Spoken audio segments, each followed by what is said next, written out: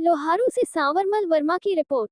लोहारू गोपाल गौशाला के वार्षिक उत्सव में पूर्व कृषि मंत्री जेपी दलाल ने कहा कि भारतीय संस्कृति व सनातन धर्म में गोवंश संरक्षण को सर्वोपरि माना जाता रहा है तथा हमारे पूर्वजों ने गोवंश को बचाने के लिए गौ सेवा का प्रण लिया था, जिसे भाजपा सरकार आगे बढ़ने का कार्य कर रही है। भाजपा सरकार ने गौशालाओं के बजट को बढ़ाया था, ये बजट प्रदेश की गौशालाओं तक पहुँचाने के कार्य भी किया।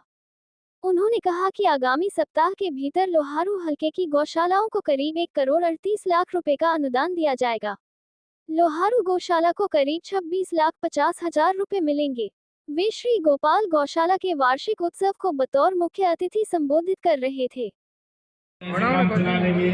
सभी स्कूल के संचालक वर्ग से अनुरोध प्रार्थना है, अगली बार से अपना प्रोग्राम पेन ड्राइव में डाल कर लेके आए। जय श्री राम। हम बच्चों के लिए नेक्स्ट परफॉर्मेंस जो है विवेकानंद वरिष्ठ माध्यमिक विद्यालय लोहारू।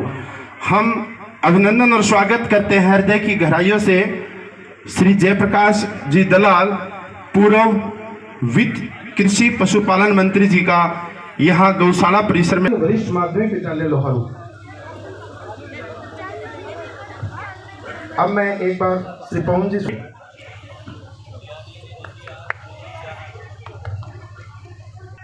उनके साथ विशिष्ट अतिथि के रूप में हमारे भी पुण्य भूमि में श्री गोपाल गौशाला के वार्षिक उत्सव के प्रांगण में हार्दिक वंदन है, अभिनंदन है, स्वागत है। आदरणीय अतिथि महोदय, आज इस गौ माता के प्रांगण में उपस्थित हमारे पड़ोसी हलके के विधायक, जो जब भी हम याद करते हैं वो हाजिर हो जाते हैं, ज़मीन से जुड़े हुए हैं, गरीब की किसान की मदद करने वाले हैं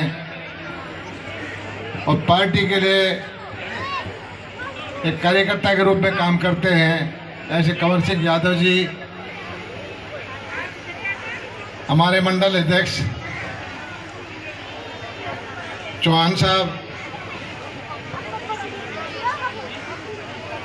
यहाँ के शहर के प्रमुख नागरिक प्रदीप तायल जी,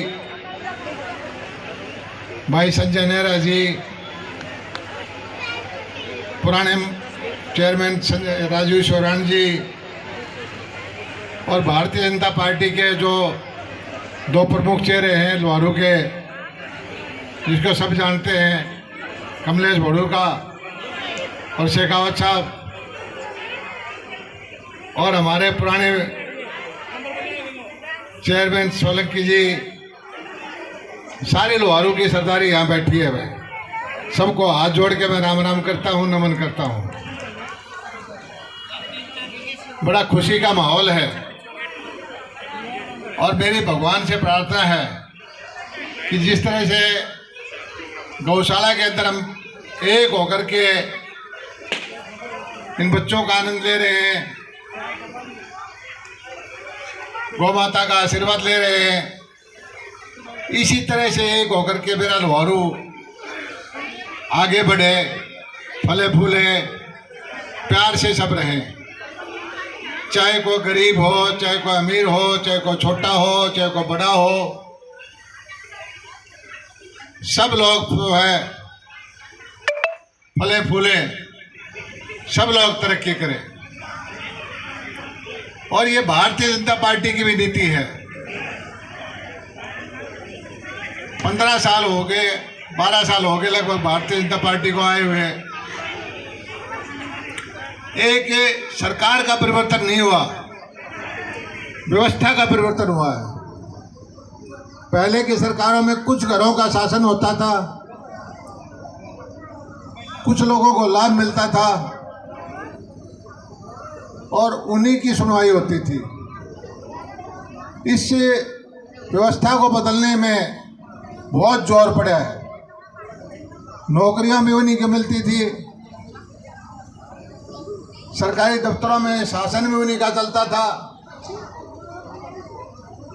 संविधान का जो हक मिलना चाहिए प्रत्येक नागरिक को, उसमें कहीं न कहीं कमी थी। लेकिन हमारे मुख्यमंत्री आए मनोहर लाल जी, उन्होंने निश्चय किया कि नौकरी में कोई भ्रष्टाचार नहीं होगा। धीरे धीरे करके सब लोगों को लगने लगा कि भाई हमारा जो बराबर का अधिकार है, किसी नेता के पीछे घूमने की जरूरत नहीं है, किसी वर्ग विशेष के पीछे घूमने की जरूरत नहीं है। वो ये सोचते हैं कि शासन करने का अधिकार हमारा है, हमारे परिवार का है, हमारे रिश्तेदारों का है। लेकिन भारतीय जनता पार्टी के अंदर ऐसा नहीं है। आपने देखा होगा भारतीय जनता पार्टी के मुख्यमंत्री कितने बड़े हैं। मध्य प्रदेश का देखो, राजस्थान का देखो, हरियाणा का देखो, छत्तीसगढ़ का देखो, और अब आखिर में हमारा जो अध्यक्ष बने हैं, छोटी सी उम्र के आदमी को बढ़ा दिया।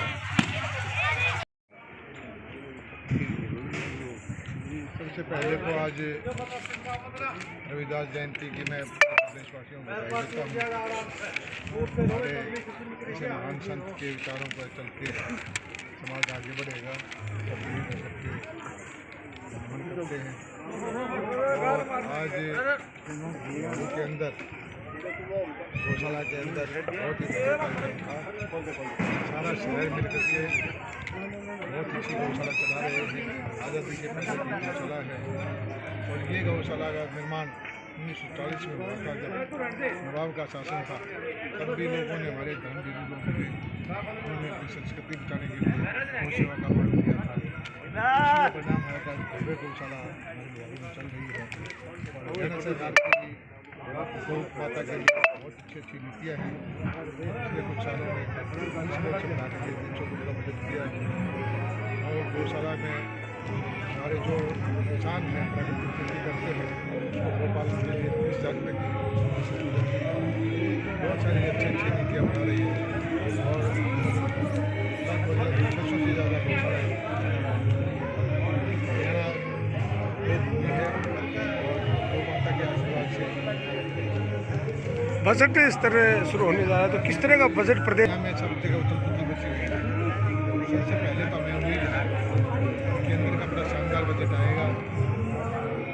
हमारी जो से GST लगी है 2 लाख महीने की शुरू हो गया है। और इंफ्रास्ट्रक्चर पर पैसा पहले कभी नहीं लगता था। आज सड़कें बन रही हैं, पोर्ट बन रहे हैं, एयरपोर्ट बन रहे हैं, सेना के लिए हथियार आ रहे हैं और गरीब आदमियों के लिए, किसानों के लिए राशि भी दी जा रही है। मैं समझता हूँ इसी को आगे बढ़ते हुए जो मोदी जी का लक्ष्य है 2047 में विकसित भारत बनाने का, उस दिशा को पूरा करने के लिए, उस संकल्प को पूरा करने के लिए हमारा मंत्र रहेगा। ऐसे किस तरीके से